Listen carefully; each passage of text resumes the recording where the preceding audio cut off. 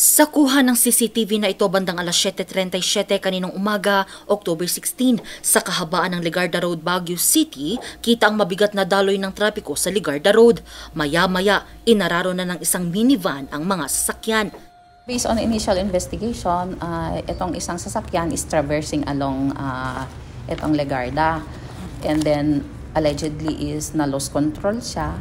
Kaya nabunggod niya yung isang concrete wall ng isang hotel.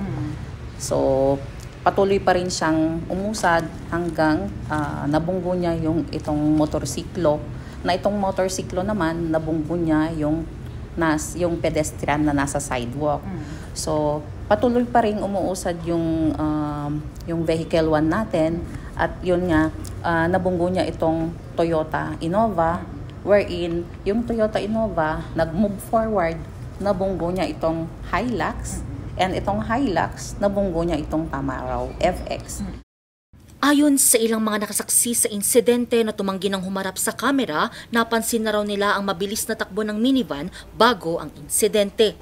Sa kabuuan, 4 na sasakyan at isang motorsiklo ang sangkot sa karambola at 7 ang sugatan dahil sa insidente. Sa inisyal na investigasyon ng BCPO at Traffic Enforcement Unit, posibleng nawalan di umano ng kontrol ang driver ng minivan na isang 83 anyos na senior citizen. Agad namang itinakbo ang 7 sugatan sa insidente, sa pagamutan na kalaunan ay nakalabas rin.